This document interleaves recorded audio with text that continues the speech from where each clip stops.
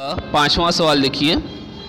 एक वर्ग का क्षेत्रफल 0.000373636 मीटर वर्ग है। वर्ग की भुजा की लंबाई लगभग सेंटीमीटर में ज्ञात कीजिए। क्षेत्रफल दिया हुआ है, वर्ग की भुजा निकालना है और सेंटीमीटर में निकालना है। ठीक है, देखिए वर्ग का क्षेत्रफल दिया हुआ है 0.0003766 मीटर स्क्वायर। ठीक है, अब इसको सेंटीमीटर में बदलना है तो 1 मीटर में 100 सेंटीमीटर होता है, लेकिन यहाँ पे देखो मीटर स्क्वायर है। मीटर स्क्वायर का मतलब 2 बार मीटर, तो 2 बार सेंटीमीटर में बदलना है, तो इसलिए इसमें हम 100 का 2 बार गुणा करेंगे, 1 2। ठीक है, 2 बार 100 का गुणा करेंगे, ये हो जाएगा सेंटीमीटर में, सेंटीमीटर स्क्वायर। अब देखिए 100 से गुणा करेंगे, 100 और 100 कितना हो गया, 4 जीरो है यहाँ पे, तो दशमलव क्या होगा, 4 स्थान दाएँ तरफ खिसक जाएगा, 1 2 3 और 4, यानी 3.7636 आ जाएगा, बराबर आ जाएगा 3.7636 सेंटीमीटर स्क्वायर। ठीक है, अब हमें इसी का वर्गमूल निकालना है। देखो चूँकि क्षेत्रफल बराबर भुजा का वर्ग होता है, तो भुजा निकालना है तो इसी का उल्टा हो जाएगा। वर्ग का उल्टा क्या होता है, वर्गमूल होता है, तो यानी भुजा बराबर कर्ली में क्षेत्रफल, यानी क्षेत्रफल का वर्गमूल, भुजा वर्ग का उल्टा वर्गमूल, तो यही वर्गमूल हमें निकालना है।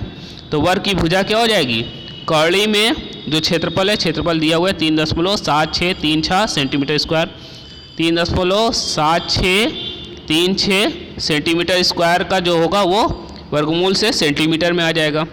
ठीक है, भुजा है, भुजा का माप सेंटीमीटर में आता है। तो अब 3.7636 का वर्गमूल निकालेंगे। वर्गमूल जैसे निकाला जाता है, पहले यहाँ लिखेंगे 3.7636।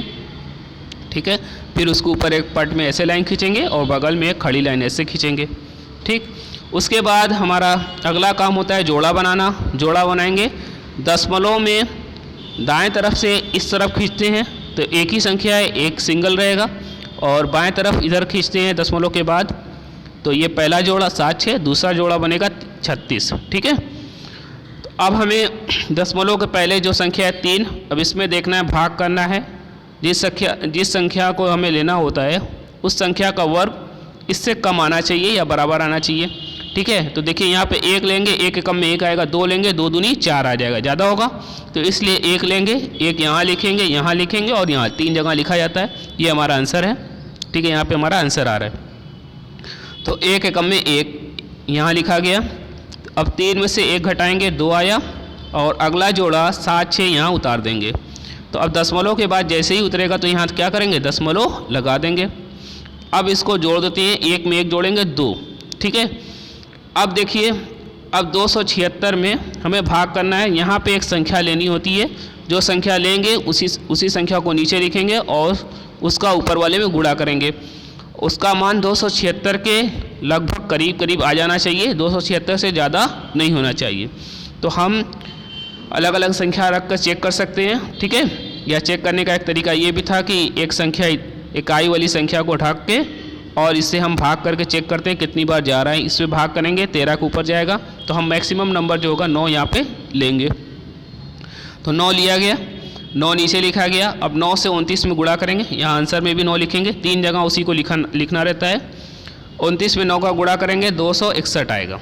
ठीक है, अब 6 में से 1 घटाएंगे 5, 7 में से 6 घटाएंगे 1, 2 में से 2 घटाएंगे 0, और आगे एकदम आगे संख्या के 0 का कोई मतलब नहीं होता है, इसलिए उसे क्रॉस कर देते हैं। ठीक है, यहाँ पे आ गया 15। ठीक है, अब अगला जोड़ा यहाँ पे 36 यहाँ पे उतार देंगे। ठीक है, 1536। अब यहाँ पे इसको जोड़ दिया जाता है, 29 में 9 जोड़ेंगे, आ जाएगा 38। अब अगली संख्या यहाँ पे कौन सी लेनी है। ठीक है, तो हम 4 लेंगे, 4 लेने से ये आ जाएगा, 4 यहाँ लिखेंगे, 4 यहाँ लिखेंगे और 4 यहाँ लिखेंगे।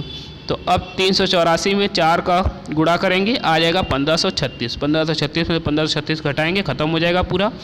हमारा आंसर आ गया 1.94, यानी 3.7636 का वर्गमूल आ गया 1.94 सेंटीमीटर। यही हमारा आंसर हो गया। ठीक है।